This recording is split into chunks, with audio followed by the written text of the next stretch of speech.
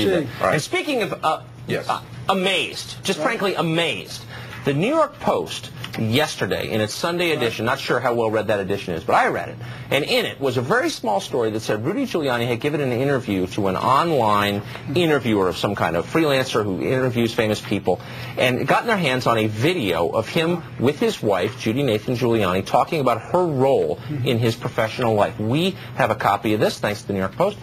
Here it is. This is fascinating.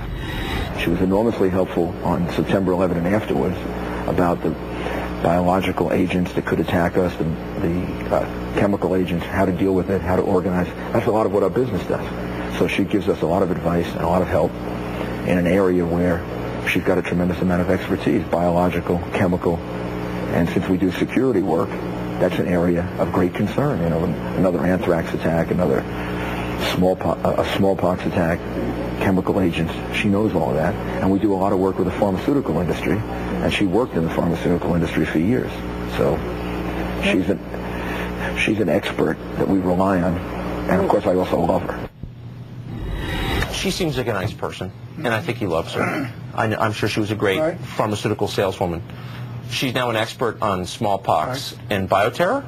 I think Chertoff's got to move over if Giuliani. Come on. I mean, I don't even know. I mean, I'm not trying to be mean. I'm not attacking her in any way. She didn't say anything objectionable there, and I'm not in any way attacking Mrs. Giuliani. I'm merely wondering aloud if she is, in fact, one of the world's experts on smallpox and bioterror. I thought we might get to this today. I did a little Google search, all right? You know, this is her background. She did study as a nurse. Her first husband was a medical supply salesman. Her second husband was a wallpaper salesman. Okay. And then when she moved to New York, she became a salesperson for pharmaceutical surgical supplies. Okay. Now, this is the person that Rudy Giuliani is going to depend on for chemical and biological weapons expertise. God help America. Well, the one thing you can say is he loves his wife, and I'm totally impressed with that. I think that's great. I love my wife.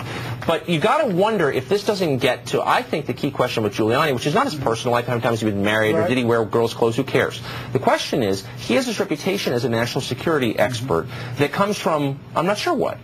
Comes from how he handled 9/11 and all those hours we saw him. He did a great job. Okay, yes, no, he's a great leader in that way. There's no doubt. But you're right. This undercuts the idea that this is a guy that really ought to be in charge of national security. If he thinks his wife, because she sold pharmaceuticals, is an expert on terrorism and biological warfare. Yeah. And lest we forget, this is of a piece with Bernard Kerik.